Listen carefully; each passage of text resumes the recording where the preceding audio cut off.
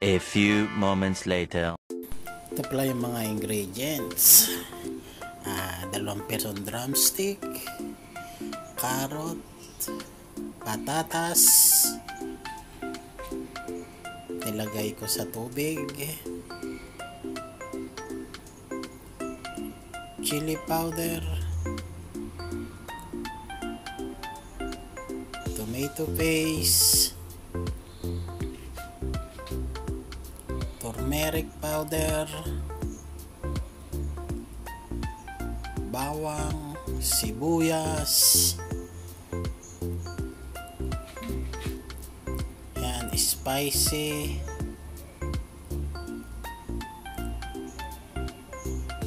mga spicy yan.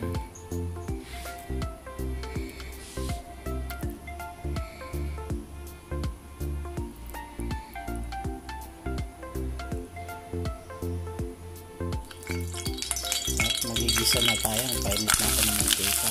Pinagsama-sama ko na yung bawang, sibuyas.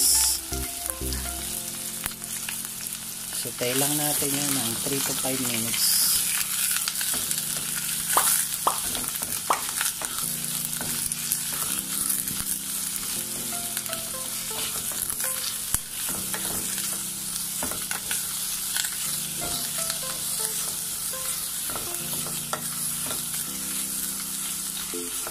Sautayin lang natin.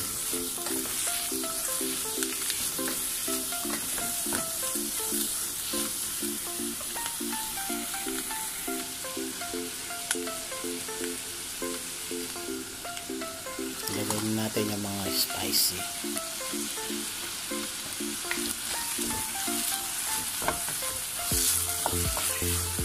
Nutmeg, cardamom, green cardamom, cinnamon stick,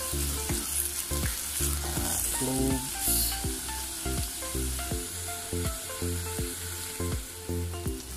ito na, okay na yan. Sa kalipas ng 5 minuto, inilagay ko na ang patatas sa carrot.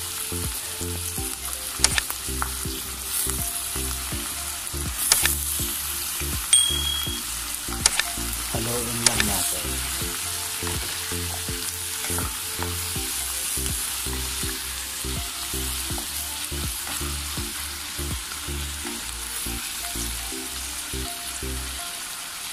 Oh my God!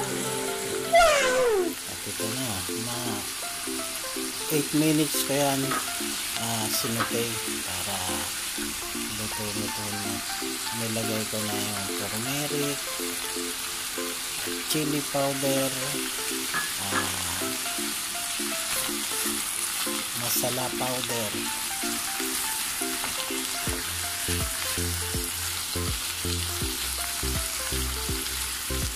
mix lang natin lahat.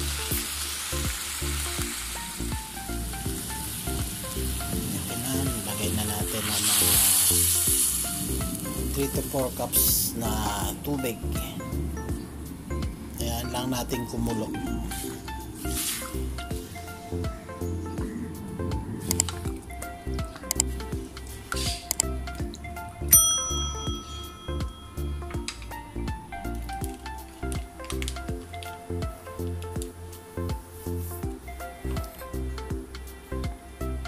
Ayan, naglagay na rin ako ng tomato paste.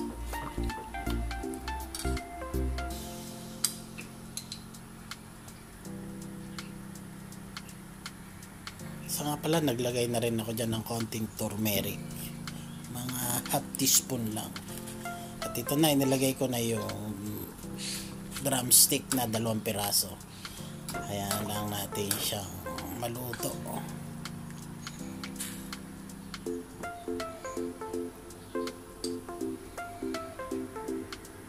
Pakulan lang natin na ng 10 to 15 minutes lang. Malapit ng kumulo. Nagdagdag pa pala ako ng konting tomato paste.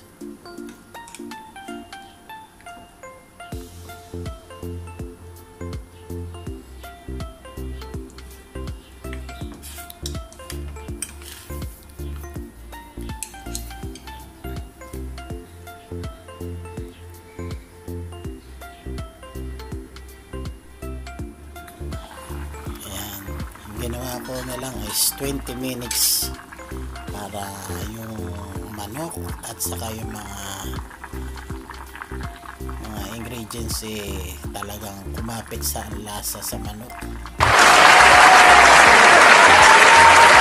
At sakto-sakto lang naman yung lambot ng carrot at saka patatas.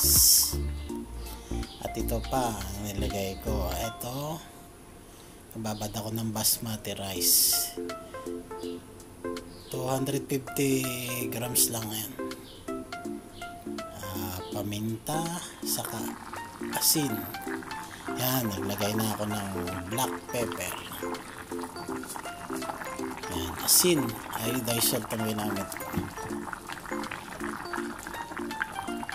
Wala kasi akong rock salt. Ayan lang natin uling kumulo.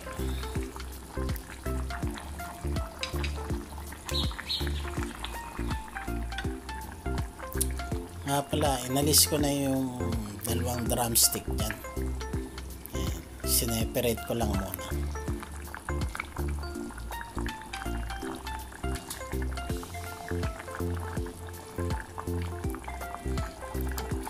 Yan, inilagay ko na yung basmati rice na ibinabad ko.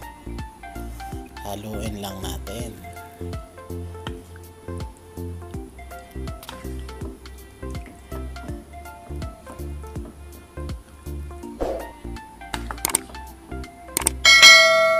Yan lang nating maluto yung basmati rice.